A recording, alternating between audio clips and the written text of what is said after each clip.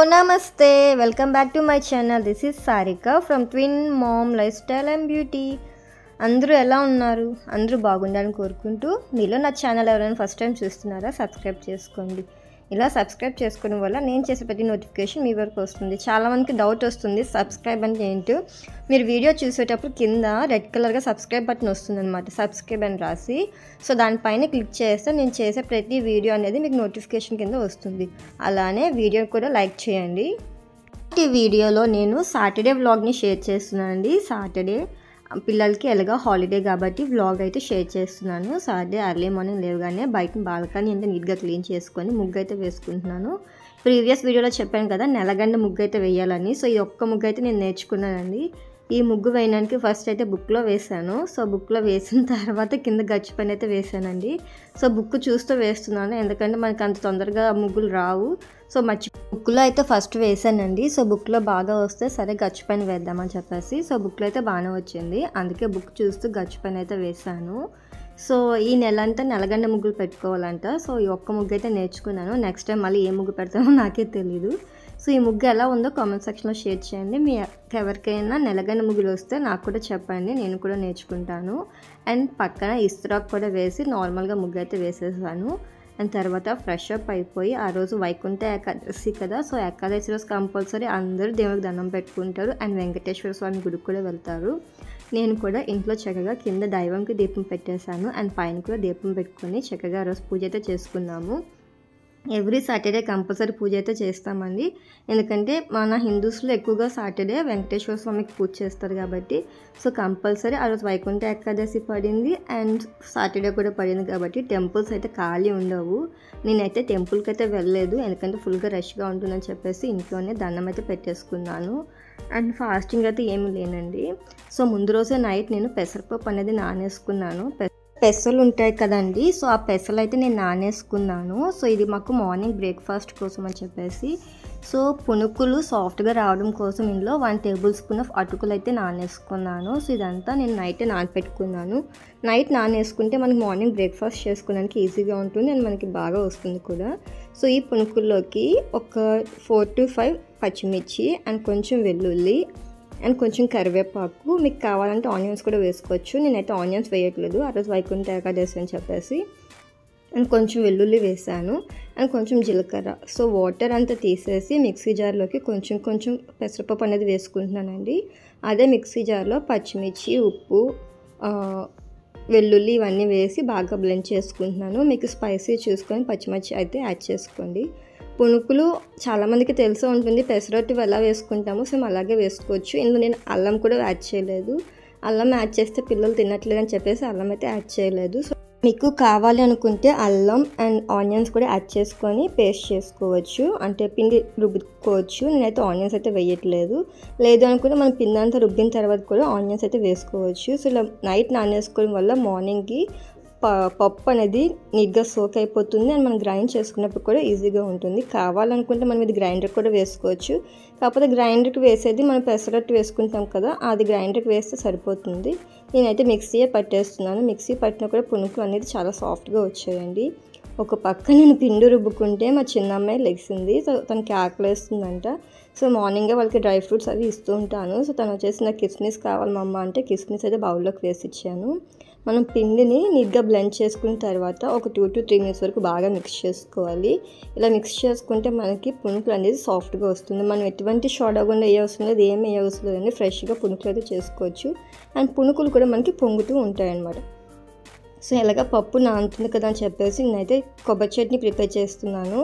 So కొబ్బరి చట్నీ అంటే ఏమీ లేదండి, పలుకుల చట్నీ ప్రిపేర్ చేస్తున్నాను. ఒక మిక్సీ జార్లో ముందుగా వేయించి పెట్టుకున్న పలుకులు అయితే వేసుకున్నాను. అందులో కొంచెం జీలకర్ర, వెల్లుల్లి, తర్వాత పచ్చిమిర్చి వేసుకున్నాను అండ్ కొంచెం సాల్ట్ యాడ్ చేసుకొని వాటర్ యాడ్ చేసుకొని బ్లెండ్ చేసుకున్నాను. నాకు ఈ బ్లెండర్ కొనిన తర్వాత మిక్సీ పట్టవలసిన ఏమైనా పని ఉంటే ఈజీగా అయిపోతుందండి. ఈ బ్లెండర్ అయితే చాలా బాగా యూజ్ అవుతుంది నాకు.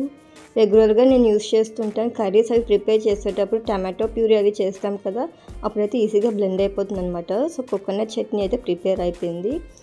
అది ఒక సైడ్కి పెట్టేశాను. తర్వాత స్టవ్ పైన ఆయిల్ పెట్టుకున్నాను.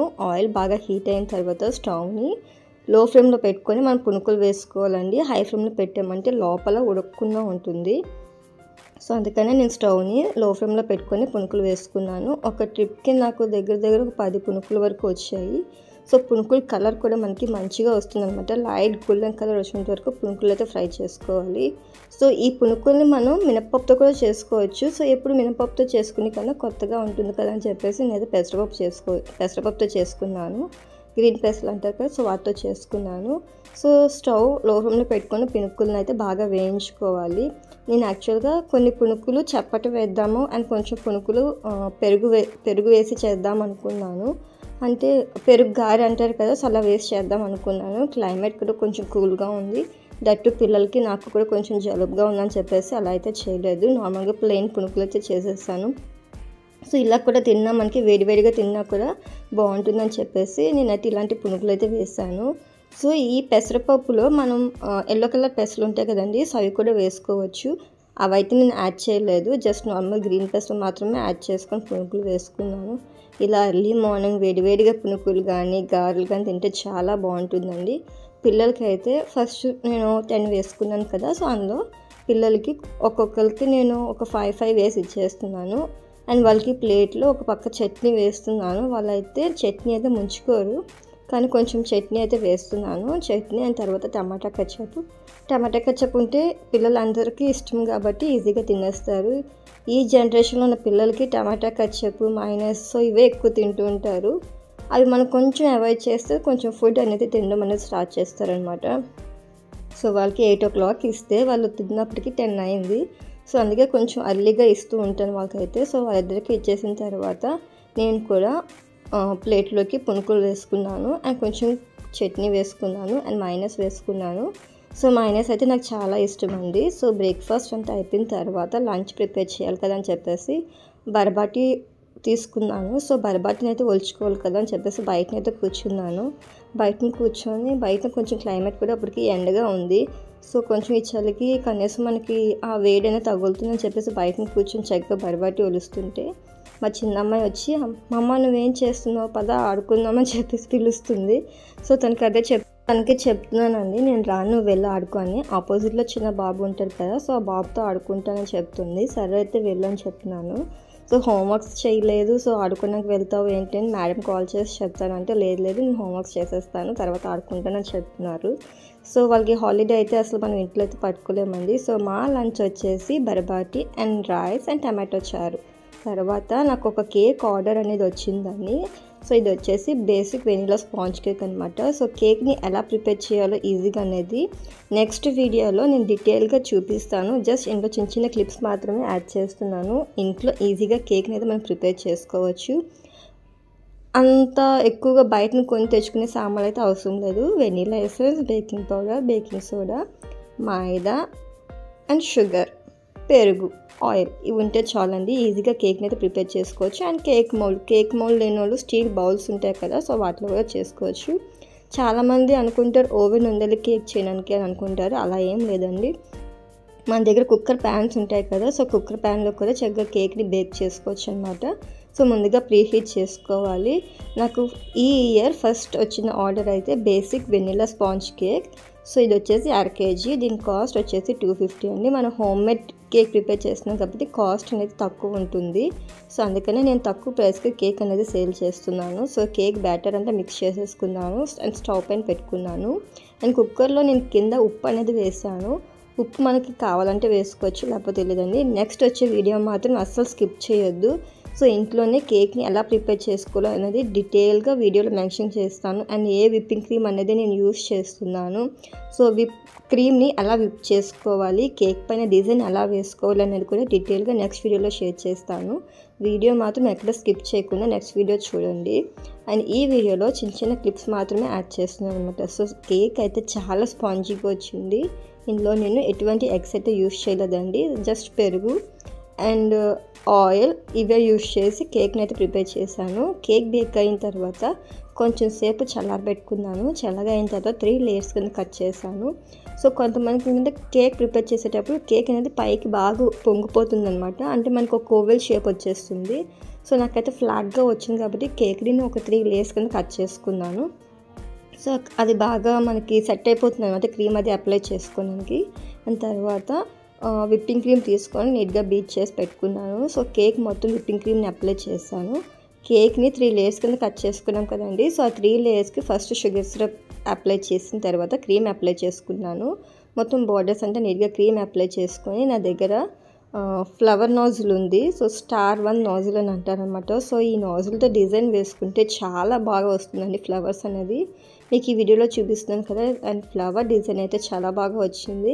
యాక్చువల్గా నేను ఈ ఫ్లవర్కి కలర్ అనేది రెడ్ వేద్దాం అనుకున్నాను. కాకపోతే రెడ్ కలర్ అనేది నా దగ్గర లేదు, రెడ్ జెల్ కలర్ లేదు, లిక్విడ్ ఉంది. సో లిక్విడ్ కలర్ వేస్తే క్రీమ్ పాడైపోతుందని చెప్పేసి జెల్ కలర్ లేదు కదా అని చెప్పేసి జస్ట్ ఈ పర్పుల్ కలర్ మాత్రమే యూస్ చేశాను. తట్టు లైట్గా వేసాను, కొంచెం డార్క్గా వేస్తే బాగుందమ్మా, కొంచెం లైట్గా కనిపిస్తుంది.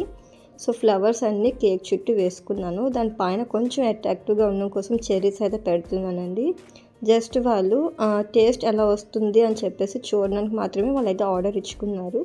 సో టేస్ట్ కోసమే కదా అని చెప్పేసి నేనైతే నార్మల్గానే ప్రిపేర్ చేశాను. అండ్ కాస్ట్ కూడా నేను ఎక్కువ చెప్పలేదు వాళ్ళకి. సో ఫైనల్గా అయితే వెనీలా స్పాంజ్ కేక్ అనేది రెడీ అయిపోయిందండి.